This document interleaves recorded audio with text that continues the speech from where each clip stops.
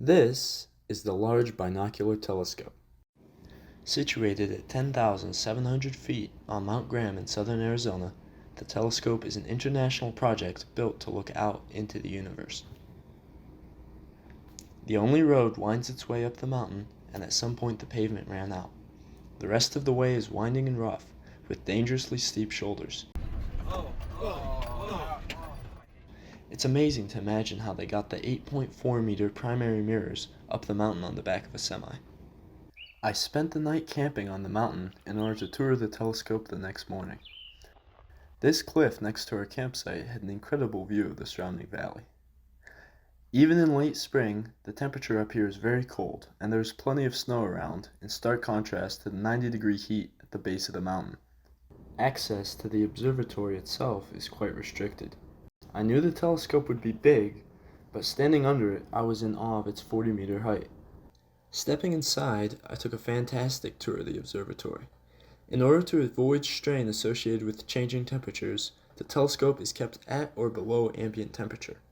This means that only the first 2 floors are heated or cooled, and the rest of the building was a chilly 40 degrees. The observatory is an incredibly complex combination of optical, mechanical, and electrical engineering. The telescope actually has its own granite foundation separate from the rest of the building so that it won't be affected by vibrations. Here's the view from the telescope floor looking outwards as the building rotates. The telescope has an angular range of 540 degrees, while the building is also capable of separate but synchronous rotation to keep the telescope aligned with the viewing doors. The fit between the telescope and the rest of the building is extremely precise and almost unnoticeable. The upper part of the building rests on several of these massive bogies which roll along a track. One thing that really struck me was how much space was devoted to condensers, breaker boxes, and other mechanical hardware. The telescope pumps a glycol variant all over, both for cooling purposes and to serve as ballast while rotating the telescope. The optics almost seemed a small part of the operation, between the various pumps and heavy machinery to the unseen mountain of software keeping each system in check. This enormous sphere is where cleaning and resurfacing of the mirrors takes place. When resurfacing the mirror, aluminum is vaporized by high voltage. When the pressure changes, this vapor coats the entire surface. Behind this door is the observatory's clean room. A little walkthrough of the optical path. The 2 sides of this wall slide out, creating windows for the telescope. Light is caught by the 2 large primary mirrors, which in turn focus on the secondary mirrors. From here, light either reflects straight through the hole in the center of the primary mirrors, entering the MODS spectrographs, or is reflected off of the folding tertiary mirrors.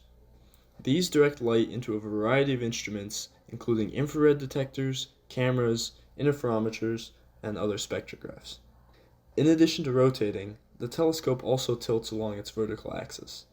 This has got to be one of the coolest things I've seen in a while. I'm at 0 degrees in elevation. The brakes are released right now because I never set them.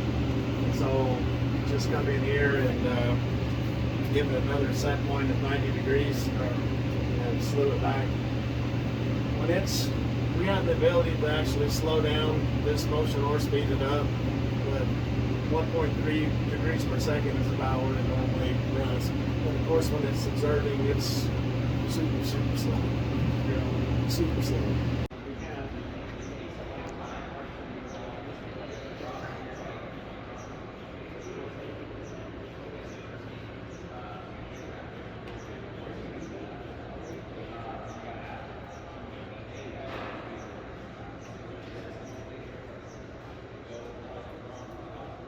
It's so cool.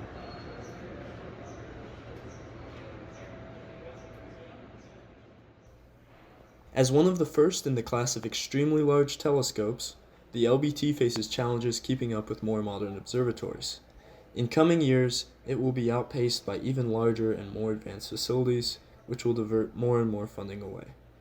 Regardless, the LBT remains a mind-blowing and inspiring piece of engineering, and I hope you've enjoyed learning about it as much as I have.